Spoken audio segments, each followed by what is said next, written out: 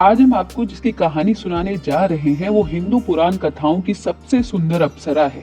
उनकी सुंदरता के सामने मशहूर अप्सराएं उर्वशी और मेनका भी कुछ नहीं थी, लेकिन उनकी रचना एक खास मकसद को पूरा करने के लिए हुई थी।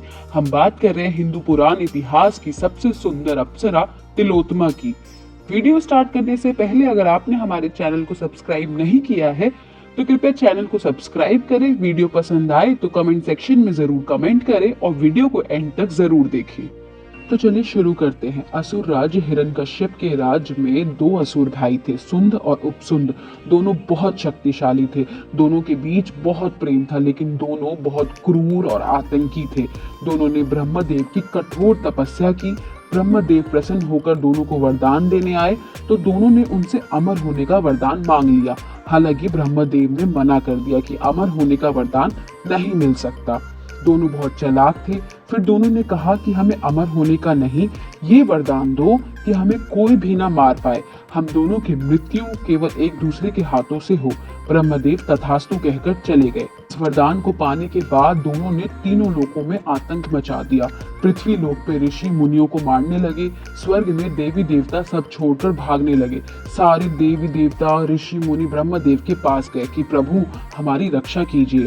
ब्रह्मदेव ने विश्वकर्मा को बुलाया और कहा कि दोनों असुरों के बीच फूट डालने के लिए एक ऐसी अप्सरा की रचना करो जिसे देखकर कोई भी मोहित हो जाए, चाहे देवता हो, मनुष्य हो या असुर। जो भी उस अप्सरा को देखे वो उस पे मोहित हो जाए। ब्रह्मा जी के इस आदेश से विश्वकर्मा जी ने एक त्रिलोक सुंदरी अप्सरा की रचना की। पूरे संसार के बहुमूल्य रत्नों का तिल तिल कण लेकर विश्वकर्मा ने उस अप्सरा की रचना की। इसलिए ब्रह्मा जी ने उस अप्सरा का नाम तिलोत्तमा रखा। ब्रह्मा जी ने तिलोत्तमा को आदेश दिया कि जाओ और दोनों भाइयों के बीच फूट डालो। ब्रह्मा जी का आदेश सुन तिलोत्तमा उन दोनों असुरों के पास गई। तिलोत्तमा की सुंदरता सबको मोहित कर रही थी। जो उसे देखता वो उसे पाना चाहता। दुनिया के सारे बहुमूल्य रत्नों से बनी तिलोत्तमा की सुंदरता देखते ही बन रही थी। दोनों असुर भाई मांस मदिरा के नशे में एक पर्वत पे पड़े हुए थे। तभी वहां तिलोत्तमा अपने नाज नखरे के साथ चलती हुई पहुंची। दोनों असुरों की आंखें तिलोत्तमा को देखकर खुली की खुली रह गई। वे दोनों बहुत ही शीघ्र तिलोत्तमा पे मोहित हो गए थे।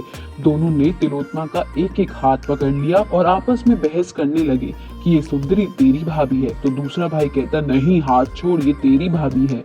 तिलोत्तमा ने कहा कि मैं सिर्फ उसी से विवाह करूंगी जो सबसे शक्तिशाली होगा। तो बताओ मुझे कौन है तुम दोनों भाइयों में से सबसे शक्तिशाली। दोनों असुर भाई आपस में लड़ने लगे। लड़ते लड़ते दोनों ने एक दूसरे की जान ले ली। इस तरह दोनों असुर सुंद और उपसुंद का अंत हुआ और तिलोत्तमा को त्रिलोक सुंदरी कहा जाने लगा। तो दोस्तों कैसी लगी आपको तिलोत्तमा की कहानी? हमारे कमेंट सेक्शन में अपनी राय जरूर बताएं।